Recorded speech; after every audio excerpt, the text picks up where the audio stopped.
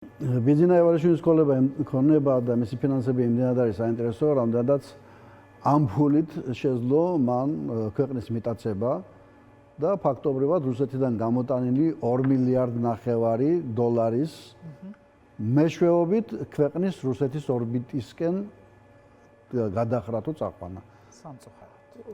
რუსეთიდან ფული ვინც კი გამოიტანა პუტინის ნებართვის გარეშე, ან მკვდარია, გავიხსენოთ ბერეზოვსკი და სხვები, ან გაკოტრებული. და ეხლა ჩვენ ძალიან კარგად ვაცნობიერებთ იმ ფაქტს, თუ რა შეუძლია დიდ ფულს ღატა ქვეყანაში. ამიტომ არის ბიძინაევანიშვილის ქონების, ასე ვთქვათ, ზრდა თუ კლება ჩვენთვის საინტერესო, ვინაიდან ამ ფულით ხდებოდა მისი მხრიდან მოსყიდვა უამრავი ადამიანის. აგერ 30 მილიონი ფეხბურთელებს გადაურიცხა. ანაბრები სესხები გვახსოვს წინასაარჩევნოდ დაუბრუნა 3000 ლარამდე, ასე ვთქვათ, ვისაც კრედიტი ჰქონდა, მოისყიდა ინტელიგენციის დიდი ნაწილი და ასე შემდეგ და რა თქმა უნდა ამ შავ ფულს ის იყენებს არჩევნებისათვის. აი ელემენტარულად თუ წარმოვიდგინოთ, რომ ერთ თამაში, როდესაც ფეხბურთელებს 30000 ლარს აძლევ, რამდენ 30 მილიონ ლარს, რამდენი მილიონი, 10ჯერ მეტი მაინც ხო ემეტება, თუ 100ჯერ მეტი არა, ძალაუფლების შესანარჩუნებლად, რომელზეც არის დამყარებული, ასე ვთქვათ, მთელი მისი არსებობა და პოლიტიკური თუ სხვა მიზნები. ანუ რა ფული იხარჯება და შავი ფული. ამიტომ ბლუმბერგისა და ფორბსის მიერ გამოქვეყნებულ ინფორმაციას აქვს არა მხოლოდ ფინანსური დატვირთვა, არამედ პოლიტიკური დატვირთვა. საწავიდა მისი ფული, რატო გაღარიბდა რეალურად? მოდი თქვათ ასე, მართლაც საწავიდა. ჯერ ამ ინფორმაციის, ასე ვთქვათ, ასე გავრცელება, რომ ბიძინაევანიშვილი ბლუმბერგში არ იძებნება. რაც ქვია არ იძებნება. 7.8 მილიარდი ჰქონდა თებერვლის თვეში ბლუმბერგში. დღეს მე-500 ადგილას ვინც იმყოფება მილიარდერი, მისი ასე ვთქვათ, ქონება არის 6.3 მილიარდი. ეს იმას ნიშნავს, რომ ბლუმბერგის სიაში 500-ში ვერ მოხდა, მისი ქონება არ არის 6.3 მილიარდი. თვეში რაღაც მოხდა. აი რა მოხდა? ანუ თებერვალი ხო? 3 თვეში არა, 2 თვეში. თებერვალში ჰქონდა 7.8 მილიარდი. დეკემბერში ჰქონდა 7.6 მილიარდი. წამოვიდა რა მოხდა მარტ-აპრილში.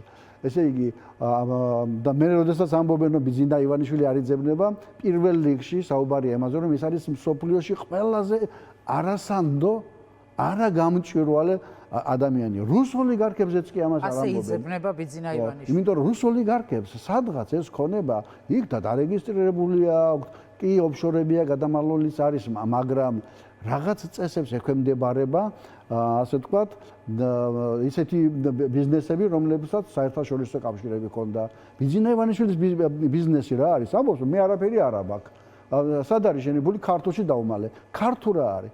ქართუ არის საქველმოქმედო ფონდი.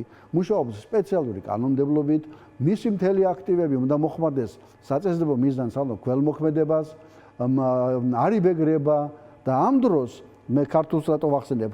ქართულ ფლობს მთელს მის კომერციულ, ასე ვთქვათ, სტრუქტურებს. ქართულ ბანკის წილის 100%-იანი მფლობელი არის ქართულ ფონდი და ბიძინაევანიშვილმა და აი ამ იმედის, ასე ვთქვათ, მეპატრონე რუხაძემ, აი ამ რუსული პროპაგანდისტული წუმპის იმედის მეპატრონემ რომ იყიდა 100% წილი და გერმანიის ელჩმაც წუხარებით აღნიშნა, რომ ჰაიდელბერგი ეს უდიდესი კომპანია გავიდა საქართველოსთან, ჯერ იყიდეს ჰაიდელბერგ ცემენტი რუხაძესთან ერთად და შემდეგ 200 მილიონი დოლარი აიღო საქართველოს ბანკიდან ბიძინაევანიშვილმა მისი კომპანიით და გირაოში გარანტად დაუდგა ქართულ ფონდი. ანუ თურმე ქართულ ფონდი კი არ არის საქველმოქმედო ორგანიზაცია, ანუ ჩვეულებრივი ბიზნეს სუბიექტია. მე რატომ ვახსენე ქართულ, იმიტომ რომ მე მინდა რომ დამისვით შეკითხვა და მე მინდა რომ დაუბრუნდეთ იმ თემას, რა მოხდა ამ ორ თვეში ისეთი და სად წავიდა ბიძინას ფული თქო. ანუ გადამალა მან ეს ფული რეალურად, რა ვიცი, რამე აქტივები დააკლდა, მისი რეპუტაციული ზიანი იმდენად დიდი აღმოჩნდა, რომ აი არასანდოა და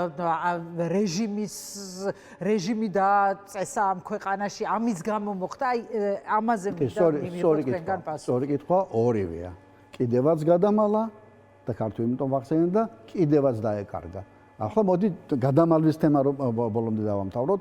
გადაწერა მთელი თავისი ქონება ხო მიდიოდა ეს პროცესები შვილზე, მეორე შვილზე, ცოლზე, სადღაც ოქრო იყიდა ეროვნული ბანკის დახმარებით, სადღაც დუბაიში გადაიტანა, გადმოიტანა, კვალი გაქრა და რატომ ვამბობ გადამალვის ნაწილში. ეხლა ვნახოთ რა ხდება Forbes-ში და Forbes-ს ამავე დროს განმარტება გააკეთა. ბიზნეს ევანიშვილის ქონება Forbes-ში იყო 4.9, კონსერვატიული მეთოდით ზომავს, თუ Bloomberg-ი ითვლიდა მისი არხებით არსებულ ფულებს და ის უშვებდა ანალიტიკურად სხვადასხვა წყაროებიდან, თუნდაც იგივე სხვებზე გაფორმებულ ქონებასაც, რომელიც ბიზნეს ევანიშვილის საკუთრება იყო შვილზე, თუ სადღაც ოჯახის გარდა სადღაც კომპანიებში, რომელიც ოფშორებში გადამალული ქონდა და უფრო ანალიტიკურ ნაწილს ზდიდა, იმიტომ 7.8 და 4.9 Forbes-ის ორი უდიდესი კომპანიის აცდენა ცოტა არ იყოს ერთმანეთსაც აზიანებს, როგორ შეიძლება ამოდენა და იმან აღნიშნა Forbes-მა, რომ მისი ქონება 4.9-დან ჩამოვიდა 2.9-მდე.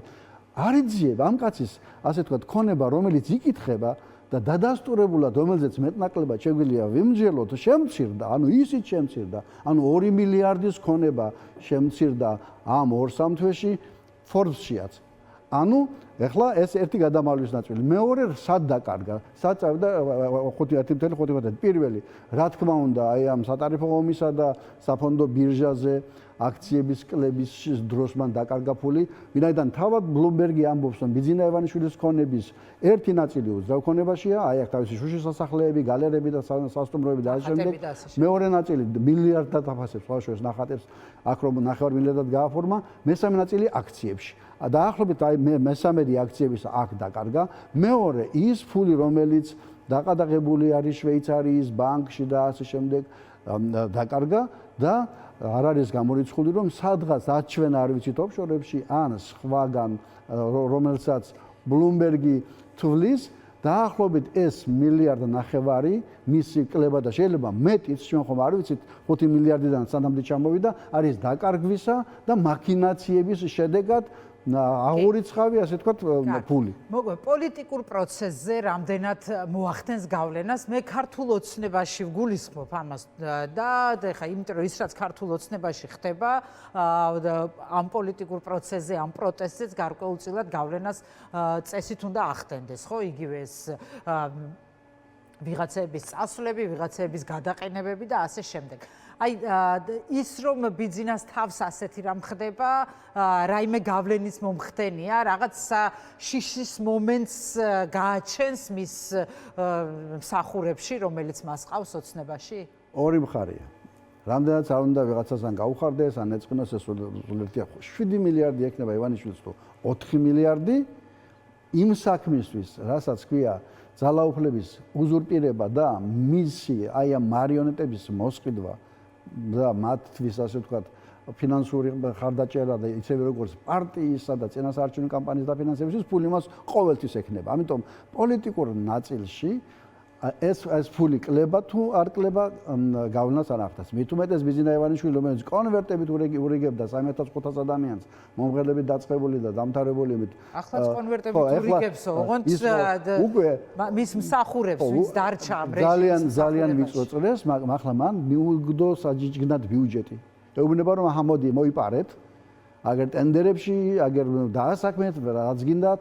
ანუ თუ თავისი ჯიბიდან აძლევდა, ახლა ხალხის ჯიბიდან ხდება ძარცვა და ამიტომაც ძალიან გაუტყბათ ხელისუფლება და ზუსტად ბიუჯეტი არის დაუსჯელობა და ფული არის ის, რითაც ბიზნეს ივანიშვილის, ასე ვთქვათ, გარემოცვა ებღაუჭება ძალაუფლებას. პოლიტიკური ნაწილი რა არის? ის, რომ ბიზნეს ივანიშვილი არა გამჭვირვალე ადამიანი, რომელიც Bloomberg-ი და Forbes-იც კი გაკვირვებული არიან, რა ხდება ამ ადამიანის, ასე ვთქვათ, ფინანსურ მოძრაობაში, დასანქცირებული პირი, მისი ქონების კლების ერთი ნაწილი სწორედ შვეიცარიაში გაყინული 800 მილიონამდე ფულია, რომელიც მან მოიგო იმაში, რა ქვია, ბერმუდში, ახლა ბრიტანეთში ასევე დავები აქვს. ანუ ბიზნეს ივანიშვილის ფულის გამოტანა შეუძლებელია ამერიკის ხაზინის ნებართვის გარეშე. ეს მან პირადი სანქციები დაუწესეს. ეს არის სანქციების შედეგი. ხო, სანქციები მას არ აქვს მის ბიზნესს და მის ოჯახს. ერთადერთი სანქცია, რაც ბიზნესს შეეხება, შვეიცარიის ბანკთან დაკავშირებული